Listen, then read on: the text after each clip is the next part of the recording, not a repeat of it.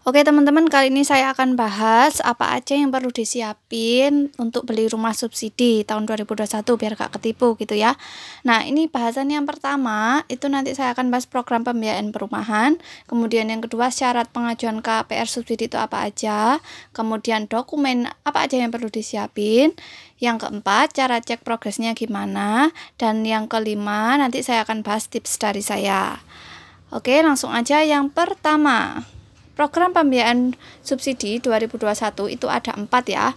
Yang pertama yaitu fasilitas likuiditas pembiayaan perumahan atau FLPP. Yang kedua, subsidi bantuan uang muka atau SBUM. Yang ketiga, bantuan pembiayaan perumahan berbasis tabungan. Dan yang keempat, tabungan perumahan rakyat atau TAPERA. Nah, di sini kebetulan saya itu dapat yang subsidi bantuan uang muka ya teman-teman, atau SBUM sebesar 4 juta. Oke, lanjut. Kemudian apa aja sih syarat pengajuan KPR subsidi itu? Yang pertama yaitu penerima adalah WNI dan berdomisili di Indonesia. Kemudian yang kedua yaitu penerima telah berusia 21 tahun atau telah menikah. Jadi di sini kalau teman-teman belum menikah tapi pengen beli rumah subsidi ini bisa ya teman-teman. Kemudian yang ketiga yaitu penerima maupun pasangan belum memiliki rumah dan belum pernah menerima subsidi pemerintah untuk pemilikan rumah. Yang keempat, penghasilan maksimal 8 juta untuk tapak rumah dan susun. Dan yang kelima, memiliki masa kerja atau usaha minimal 1 tahun.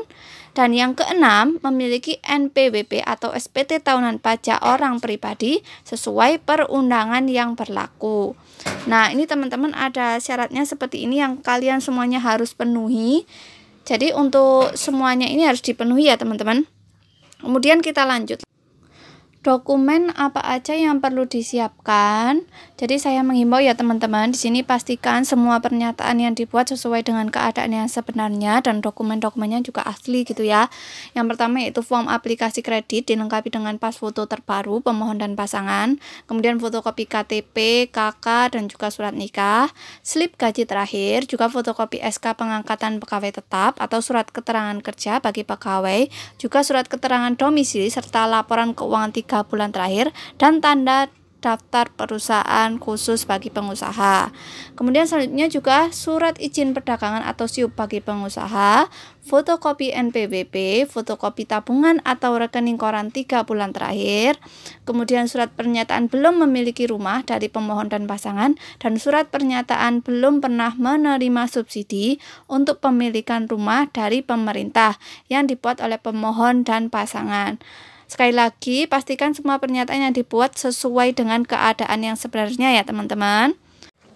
Oke, selanjutnya gimana cara cek progresnya? Kalian bisa install aplikasi SIKASEP ya dari Kementerian PUPR, dimana nanti di aplikasi tersebut kalian bisa cek statusnya mulai dari terdaftar menuju proses pengajuan subsidi checking, kemudian status lolos atau tidak lolos subsidi checking, kemudian proses pengajuan verifikasi bank dan status lolos atau tidak lolos verifikasi bank, kemudian menuju proses serah terima.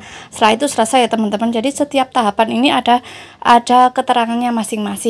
Jadi kalian nggak bisa ditipu oleh oknum-oknum yang akan memanfaatkan seperti itu. Dan juga teman-teman di sini ada BI checking. Jadi pastikan teman-teman nggak ada masalah keuangan sama sekali gitu ya.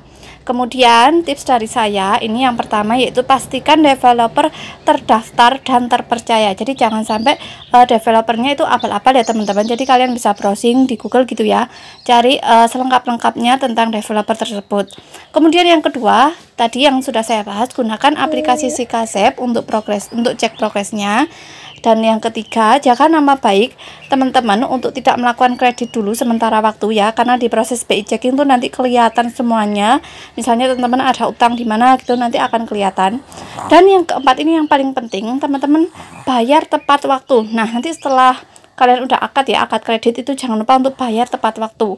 Jangan sampai kalian telat gitu ya, karena nanti recordnya akan jelek. Oke, terima kasih teman-teman udah nonton. Jangan lupa untuk like and subscribe. Kalian juga bisa komen di sini untuk menambahkan ya. Saya mohon maaf kalau ada kurang-kurangnya. Terima kasih.